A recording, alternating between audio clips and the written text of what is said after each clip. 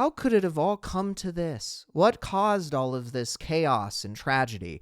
It's capitalism, as always, actually. But this time for realsies.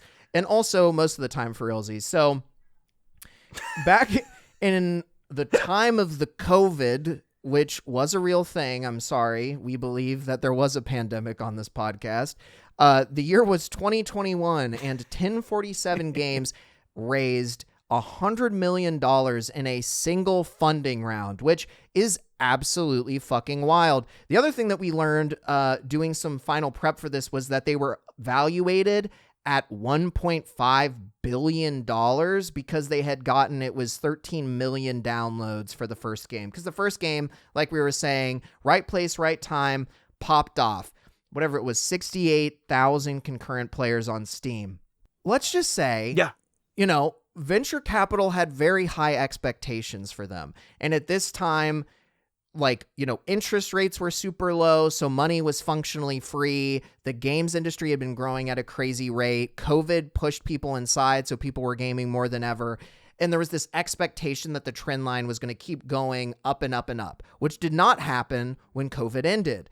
People are actually gaming less now than they were, than they historically have been. I just saw a thing that was talking about that. But regardless, Aaron, this company had to probably make a pretty ambitious game to justify that $100 million in funding that they got from these investors. That game was not going to be working on Splitgate, the first one. It had to be something new. It had to have mass reach. It had to be live service. It had to be all these things because that's what these people that invested in the product probably wanted from this studio and this team. Yeah, I mean, you don't put $100 million into something hoping to break even. Yeah. You put $100 million into something because you look at the success of the previous project and you say, okay, well, with more funding, we can get more reach, we can achieve more success, we can make more money. And then we sort of get to the desperation angle of things, because the original Splitgate, if I'm not terribly mistaken, started out at the very least with a development team of about 10 people and then ballooned into the hundreds during the development of Splitgate 2, which, again, when you're making a much more ambitious game, I understand that, but that's when you start to run into problems with your workflow and, how well capital is sort of being spent on various different things.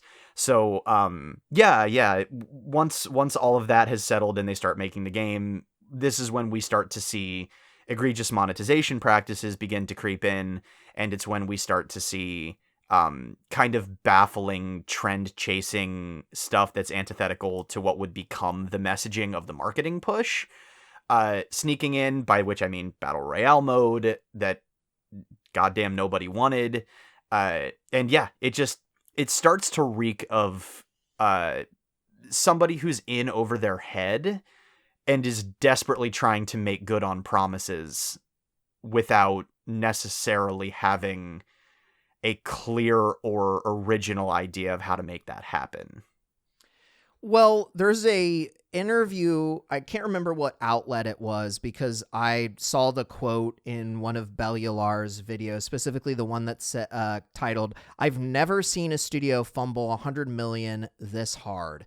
And in that, Michael brings up the fact that there was an interview between Prolix and a media outlet where he specifically says that the initial launch of Splitgate 2 was too ambitious. I believe in that same interview, he talks about how he would have rather had less features that were 100% complete as opposed to more features that were only 80% complete.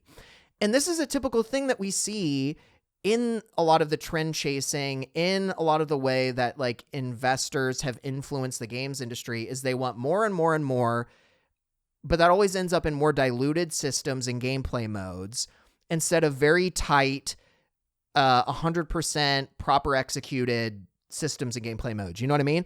And the funny thing too is if we remember back to the Make FPSs Great Again, and how all, there's all these issues with FPSs as they exist in the current state. The main reason that there are all those issues is because they're trying to trend chase to satisfy investors, which is, investors are the thing that is driving that problematic behavior across the entire genre. So unless you, as a CEO, can keep your investors in check and make it very clear from the jump that you are going to be a different kind of first-person shooter and you are absolutely not going to compromise that intention, and you don't want their money if they expect otherwise, you're gonna end up being somewhat similar to these other games. Like, sure, you might be a little bit less of, kind of the norm, but like, you're gonna fall into the same boat. And also, what we've seen, I'm still trying to finish up Play Nice, Aaron, but I feel like a very big component of that book is the slow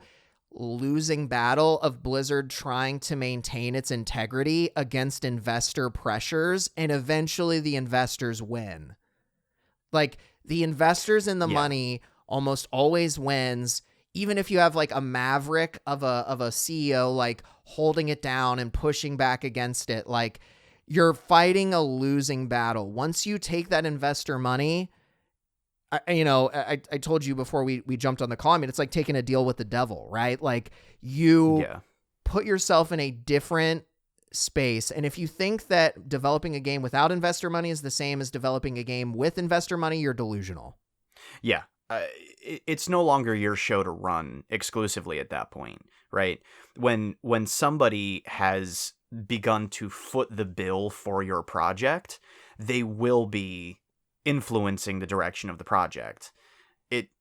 That's just how it's going to work. And ultimately, like we see a lot of the time, people who are in those decision-making fields and positions do not necessarily have a deep fundamental understanding of the gaming landscape, right?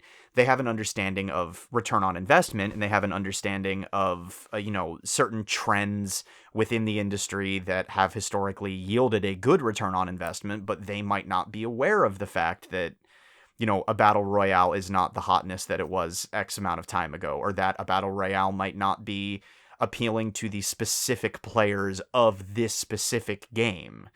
The target audience for this game might not be looking for a battle royale. They might be looking for something different. The target audience of this game might seriously balk at having really aggressive monetization mashed into the game when they're expecting something a little bit more akin to like an Xbox 360 era Halo experience. Whatever pressures come from the top are going to fundamentally change your development process, your development goals, and ultimately what ends up in your deliverable at the end of the day. And I don't know if maybe that wasn't fully considered before taking the investment, or if they just felt that they couldn't self-fund a more modest Splitgate 2, that was, slightly more ambitious and polished, but not like a juggernaut to take on the biggest in the industry. And that was really their ambition. I don't know what the breakdown here was, but it is fairly evident that around the time that $100 million came in, it very much seems like things started to go awry. Well, what part of it is certainly is I saw a quote, and I can't remember what outlet it was, but it was basically Pollux bragging about the success of, I think, getting that initial funding round and working on Splitgate 2. And he basically says he's bringing the Silicon Valley approach to game development. I think that tells you everything that you need right there. I mean, this is not, for some people that make game studios, it's all about making something that you can sell to make a shit ton of money. They want to sell the company so that they can make a massive profit, and then they're set. Which, this is why in my mind, like, game development and capitalism are in many ways at odds, because what capitalism wants, especially late stage, is like exceedingly exponential growth. It wants quicker development times. It really, like, capitalism in our current iteration just really wants slop, because we've gotten to the point where, like, what the consumer even thinks about a product doesn't even matter. It's just the velocity with which you can get content out is what matters now in media specifically. And so yeah, it's the TikTok formula. yeah, you're not benefited from making a better product. You're benefited from just getting something out the door quickly and, 100%. trying to appeal to the widest audience possible. And all these things just do not make good games. They just do not make good games. If they did, then great. I would complain about capitalism less. But the reality is that they just do not. And these pressures were less prevalent when games were being developed when we were kids in like the early 2000s or even like the 90s. Like, it was just a very different environment, I feel like. So yeah, it's wild. I think the only other thing that I would say about this that's interesting is just how much people didn't understand the business landscape during COVID with like the inflated player numbers and not thinking that was going to come down. But also just the fact that like the smart move here was probably to keep investing in Splitgate, the original one, keep growing it until you hit a technical point where it's like, okay, like we can't, so like we want to do all these really cool innovations to the game. We can't do it because this is an older game. It's on an older, I think it's Unreal engine version. Like we have to make a new one. We don't want all this tech debt because that was the game that was out at the right time. There wasn't an arena shooter that was really captivating people. People were really excited for Halo. They were stuck inside with COVID. That was their they got, they struck gold there. They should have kept moving with that momentum. And instead they handicapped themselves and started working on this other big project that had no guarantee of being successful because the studio it wasn't a household name at that time. Like I think they needed to build their brand more. I think they needed to build the game more, and then they could have transitioned more of their audience over. But like they just didn't do that well. And yeah, I'm sure a lot of that was, again, investor pressure to get returns quicker and quicker and quicker instead of them standing up for themselves and being like, if you want to make your money back, you should give us more time to really build our brand, build this image, whatever. We'll get you your money, but it's just going to take a while. Yeah, but a while is not an acceptable time frame. No, I mean, really, they just shouldn't have taken. I think, again, that Ian Pollux wanted to make a big cash out on this studio, or maybe just had, his eyes were bigger than his stomach in terms of what he thought he could manage. And I think taking that money was the mistake. I think they could have existed as a smaller team and had a solid kind of like indie success story. But instead they took corporate money and are in this really awkward place. And candidly, I think Ian's going to come out of this with a stink on him, potentially.